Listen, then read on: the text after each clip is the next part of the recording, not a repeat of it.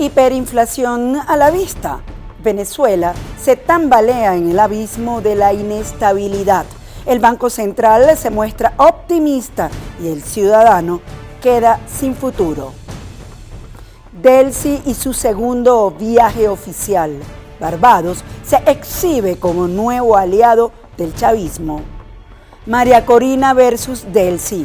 La batalla por la popularidad ya tiene líder indiscutible. Bienvenidos a la emisión matutina de Noticias Impacto Venezuela. Soy Yasmín Velasco y hoy, martes 28 de abril de 2026, les traigo la información más relevante de Venezuela y el mundo. Clara, objetiva y al instante. Vamos con las noticias. En Venezuela, la estabilidad se ve lejana cuando los precios no paran de subir. El Banco Central promete calma cambiaria, menos inflación y confianza para invertir, pero sus números muestran otra alerta con 72% de inflación acumulada en apenas 3 meses. El peligro de una realidad financiera sin control sigue al acecho. Señales de una nueva hiperinflación. Quique Frías nos amplía. El Banco Central de Venezuela presenta diagnósticos y cifras en tono optimista, algo que aún no se refleja en los bolsillos de los venezolanos. El presidente encargado del organismo, Luis Alberto Pérez González, aseguró que el país entra en un periodo de estabilidad cambiaria y descenso de la inflación. También habló de crecimiento del PIB en el primer trimestre de 2026 y una brecha cambiaria positiva reducida a 29%, además de facilidades para compra y venta de divisas.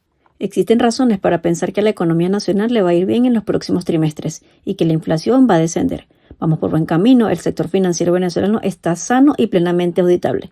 El optimismo choca con los números del propio BCB, 13% de inflación en marzo, 72% acumulada en apenas 3 meses y cerca de 650% interanual. Traducido, los precios no suben lentamente, avanzan a una velocidad que golpea comida, medicina, transportes y salarios. En esta realidad, ¿hay un riesgo de una nueva hiperinflación en Venezuela? No había si no hubiese ocurrido lo del 3 de enero y básicamente por el ingreso extraordinario de divisas, ¿no? Hay razones objetivas para estar optimistas porque en el fondo están ingresando a la economía una cantidad que no lo visorábamos el año pasado. El hecho de que el Fondo Monetario te reconozca implica que tú puedes recibir en las próximas horas, los próximos días, $4.900 millones, sin condición además, ¿no? Que ojalá sean depositados en reservas internacionales y no sean gastados como decían por ahí, en proyectos específicos, ¿no? Eso tú le sumas el oro que está en Londres, le sumas las cuentas que están congeladas porque no se reconocía el gobierno venezolano en Portugal, en Estados Unidos inclusive. Estamos hablando nada más de poco más de $10.000 millones. Yo estoy proyectando una inflación cercana al 200%. Que sigue siendo muy alta, pero bueno, no es hiperinflación, ¿no?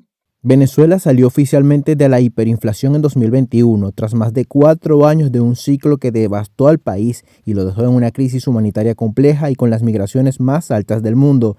El BCB ve señales positivas. En la calle todavía no se sienten. $25 en 4 meses. Aquí está la factura. 10.000 bolos. Esto es un mercado relativamente normal con cosas necesarias para el hogar que nos hacían falta. No compramos nada que se saliera del presupuesto. Porque verdaderamente los precios sí han cambiado después de todo lo que ha sucedido en general. El total fue de $132 y en bolívares 48.027. Mientras no haya un cambio del directorio en pleno, no hay manera de garantizar que la inflación no pueda repuntar. O sea, cuando yo te hablo de que pueda bajar a 200%, 200% sigue siendo una barbaridad. El gobierno norteamericano está presionando para que haya un cambio en el directorio con personas, digamos, competentes, ¿no? Que conozcan el tema, ¿no? Si eso ocurriera, evidentemente que la inflación va a caer y el mensaje es claro, no va a seguir emitiendo bolívares para financiar el déficit fiscal del gobierno, que es la razón de la inflación. Aquí, ¿por qué los precios suben? Porque el gobierno gasta más de lo que le ingresa y el Banco Central financia ese déficit. La economía venezolana post-Maduro y en la era Delcy Rodríguez sigue atrapada entre promesas de estabilidad y señales de incertidumbre, aunque con un actor que antes no estaba en la sala de decisiones, el gobierno de Estados Unidos. La recuperación económica depende no de discursos vacíos, sino de disciplina fiscal y decisiones que puedan devolver la confianza a sus instituciones. Reportó para usted Quique Frías, Impacto Venezuela. Conectamos con nuestra audiencia a través de la pregunta del día de Impacto Venezuela, disponible en todas nuestras plataformas digitales. A pesar de la apertura petrolera por la que transita Venezuela, el país mantiene una economía inestable. El ciudadano de a pie es quien realmente siente el golpe al bolsillo. ¿Tienes la capacidad de aguantar un nuevo episodio de hiperinflación? Tu opinión cuenta. Escribe tu respuesta en los comentarios. Te leemos en la emisión estelar. El llamado del presidente de la Asamblea Nacional, Jorge Rodríguez, a los migrantes venezolanos a regresar al país bajo el argumento de una recuperación económica aún incompleta, se instala en el debate público como un mensaje que puede leerse como presión simbólica sobre una diáspora que sigue enfrentando incertidumbre sobre las condiciones reales de retorno. María José Prado nos cuenta más. En medio de un discurso que mezcla optimismo con advertencias, el jefe del Parlamento de mayoría chavista, Jorge Rodríguez, hizo un llamado directo a los venezolanos en el exterior, regresar al país porque, según asegura, ya se ve la recuperación económica. Dejen de estar en otros países. Las venezolanas y los venezolanos, vénganse para Venezuela. Vamos a construir una verdadera prosperidad económica. ¿Falta mucho por andar? Sí. ¿Es difícil en esta etapa? Sí, es una etapa difícil. Sin embargo, el propio dirigente admitió que ese proceso aún enfrenta obstáculos, lo que deja abierta una interrogante. ¿Hasta qué punto este mensaje puede interpretarse como una presión simbólica sobre la diáspora? De alguna manera, creo que estas declaraciones de Jorge Rodríguez van en dirección a contrarrestar un poco este discurso de María Corina Machado en relación con los migrantes. Igualmente, pienso que también estas declaraciones pueden estar dirigidas a mejorar pues, la percepción internacional del gobierno de Delcy Rodríguez en el sentido de que se está abriendo pues, un nuevo momento político en el país y que las autoridades que actualmente están dirigiendo el gobierno pues, están dispuestas a abrir este regreso de los migrantes, ¿no? El llamado ocurre en un contexto donde la migración venezolana sigue siendo una de las más grandes de la región. Muchos de quienes se fueron lo hicieron huyendo de la crisis económica, la inestabilidad y la falta de oportunidades. Por eso surge otra pregunta: ¿qué pasa realmente con los migrantes si deciden regresar a un país donde incluso las autoridades reconocen que la recuperación es incompleta? Eso hay que partir de que eso no es factible, no es realista hoy en día pensar en un regreso masivo de migrantes venezolanos. Si esto es así, entonces, bueno, evidentemente tenemos que colocar estas declaraciones de Jorge Rodríguez en el campo pues, de las narrativas o de la propaganda, ¿no? Tenemos que recordar, por un lado, que María Corina Machado ha puesto gran parte de su discurso también en el regreso de los migrantes, en el reencuentro de la familia venezolana, en el marco pues, de una nueva situación política en el país, ¿no? Entonces, más allá del discurso político, el retorno implica riesgos concretos, reinserción laboral incierta, servicios públicos aún frágiles y un entorno económico que, aunque muestra señales de mejora, sigue siendo desigual. En ese escenario, el mensaje de Rodríguez también puede leerse como parte de una estrategia más amplia. Se trata de construir una narrativa de normalización hacia afuera o de reforzar un discurso interno de recuperación. En la hipótesis de que los migrantes regresaran de manera masiva, el país no tendría condiciones para recibirlos. No hay trabajo hoy en día, la economía venezolana no tiene la fuerza suficiente para recibir a tantas personas y darles trabajo de tal manera que puedan vivir de su trabajo en el país. Y lo mismo sucede con los servicios básicos, ¿no? Cosas tan simples como agua, energía eléctrica, hoy en día son deficitarias en Venezuela. Imagínense con una población mucho mayor que demandara estos servicios. Entre llamados al regreso y reconocimientos de dificultades, el discurso oficial se mueve entre la expectativa y la realidad. Para la diáspora venezolana, la decisión sigue marcada por las condiciones concretas del país, más allá de los mensajes que invitan a volver. La visita de la encargada de la presidencia, Delcy Rodríguez, a Barbados como segundo viaje oficial ocurre en medio de una etapa en la que la administración chavista busca fortalecer alianzas regionales, a la vez que en Venezuela se siente la crisis. Abrir espacios económicos y romper el aislamiento político deja por sentado que Caracas está priorizando al Caribe como zona estratégica. Juliana Palmar nos amplía. Mientras persisten cuestionamientos internacionales sobre la situación política venezolana, la encargada de la presidencia, Delcy Rodríguez, aterriza en Barbados, en una visita cargada de simbolismo. Más allá del protocolo, el viaje confirma cómo el Caribe vuelve a convertirse en un espacio fundamental para la estrategia exterior de la administración chavista, que busca aliados cercanos, oxígeno político y nuevos canales de cooperación. El viaje de Delcy Rodríguez al Caribe no es casualidad y forma parte de una estrategia de años del régimen chavista, que sabe que ante la imposibilidad de convencer a las grandes potencias del continente como Brasil, Colombia, México, Argentina, invierte recursos, dinero, influencia, petrodiplomacia en las naciones del Caribe para conseguir apoyo político. Todo esto parte de un principio fundamental y que, digamos, representa una de las principales debilidades de los organismos en Latinoamérica, y es que el voto de una isla como Barbados, en el contexto latinoamericano, vale lo mismo que el voto de Brasil, por ejemplo. El régimen sabe esta debilidad y lo explota buscando, digamos, apoyo político barato.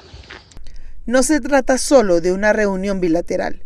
La agenda incluye temas como conectividad aérea, turismo e hidrocarburos, señales que el gobierno busca convertir en cercanía política y beneficios económicos concretos, en medio de las limitaciones internas que enfrenta el país.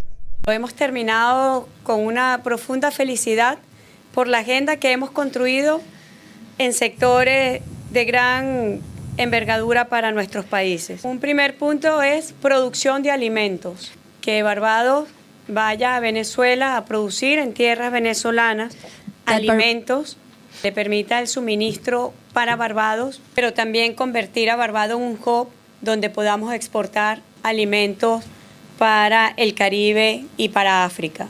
He invitado a la primera ministra que conozca de primera mano también, ella y su equipo, la experiencia de la economía comunal en Venezuela. Por su parte, Mia Mottley, primera ministra de Barbados, resaltó la colaboración entre ambos países. Indicó que Venezuela siempre ha sido socio comercial y amigo de esta isla caribeña, lo que ha permitido potenciar la seguridad energética en la región. Given our last visit to Caracas, we do not start from the bottom, but we already have a foundation from which to build. Dado nuestra última visita a Caracas, no estamos comenzando de cero, ya tenemos una cimentación sobre lo cual podemos construir. But it becomes all the more important that we cooperate now at a time when inflation and supply chain logistics are confronting all of our countries. Pero llega a ser mucho más importante que comenzamos esa cooperación desde ya, en una época cuando la inflación y esos aumentos de precios y dificultades logísticas enfrentan todos nuestros países. Barbados además tiene un peso simbólico especial. La isla fue sede de conversaciones entre el chavismo y la oposición en el año 2023, por lo que esta visita también proyecta un mensaje de normalidad institucional y presencia regional. Sin lugar a dudas, Delcy Rodríguez está siendo posicionada como la principal representante del régimen chavista, no solamente a nivel nacional, sino a nivel internacional. Adicionalmente, hay que resaltar que ella tiene un perfil muy tecnocrático, habla varios idiomas y trata de resaltar, digamos, ese lenguaje de la cooperación, de las finanzas, del desarrollo económico en estas instancias. No No es como Maduro o Chávez que iban a hablar desde lo ideológico, ella va a estos espacios a tratar de hablar desde lo pragmático y desde lo económico. En definitiva, la apuesta de Caracas por Barbados no es casual. Mientras el gobierno busca consolidar alianzas que le brinden oxígeno en el plano internacional, el verdadero desafío será traducir este acercamiento diplomático en soluciones económicas tangibles para una nación que aún enfrenta una profunda crisis interna. El Caribe se perfila, una vez más, como una pieza clave en la estrategia de supervivencia del chavismo. Sin embargo, queda por ver si estos acuerdos lograrán trascender la retórica y convertirse en un salvavidas efectivo. Para Impacto Venezuela, Juliana Palmar. Esto es Impacto en 60 segundos, el espacio donde te contamos las noticias más relevantes del momento, rápido, claro y directo. En un solo minuto te ponemos al día. Impulso externo y los retos internos, el tránsito de la apertura petrolera. El encargado de negocios de Estados Unidos en Caracas, John Barrett, llamó a las petroleras venezolanas a aprovechar una oportunidad histórica tras el restablecimiento de relaciones y la apertura del sector energético, mientras el CEO de Chevron, Mike Wirth, advierte que Venezuela debe hacer más reformas y recuperar a sus expatriados para reactivar la producción. La Cámara Petrolera de Venezuela, por su parte, asegura que las empresas nacionales están listas para respaldar la inversión extranjera y estima alcanzar 1,3 millones de barriles diarios para finales de 2026. En el plano internacional, PDVSA reportó en marzo un 48% más de ingresos que en enero y febrero, alcanzando casi 2.500 millones de dólares gracias al alza del crudo por la guerra en Irán y el repunte de exportaciones, aunque los pagos siguen restringidos por el Departamento del Tesoro de Estados Unidos. El Pollo Carvajal como testigo estrella en juicio contra Maduro. El ex jefe de inteligencia militar venezolano, quien se declaró culpable en 2025 de narcotráfico y terrorismo, podría transformarse en un informante esencial en el juicio contra Nicolás Maduro en Nueva York. En una carta dirigida al presidente de Estados Unidos, Donald Trump, Carvajal dijo querer expiar sus malas acciones y alertó sobre una supuesta conspiración del líder del chavismo para manipular elecciones en Estados Unidos y colaborar con el Tren de Aragua en el envío de drogas y espías. La audiencia de sentencia fue pospuesta y su ausencia en la base de datos de prisiones federales alimentan la sospecha de un acuerdo de cooperación. Carvajal, antiguo aliado de Chávez y posteriormente opositor a Maduro, ya había denunciado al Cártel de los Soles como estructura de narcotráfico liderada por el régimen. Megaanálisis revela brecha abismal entre la oposición y el oficialismo. Según el informe de abril, la líder de la oposición, María Corina Machado, alcanza el 71,25% de intención de voto, mientras la encargada de la presidencia, Delcy Rodríguez, registra un 95,33% de rechazo respecto al manejo de la economía y 94,61% en servicios públicos. El 87,24% de los venezolanos exige elecciones este año y en un escenario directo Machado sube a 84,36% contra Rodríguez con el 74,03%, vinculando su presencia en el país a una transición más rápida, y el 60,29% pidiendo su retorno inmediato, mientras el 83,38% sospecha de una coalición político-empresarial que busca bloquear los comicios. Esto ha sido todo por hoy en nuestro noticiero matutino. Esperamos que la información compartida les sea de gran utilidad.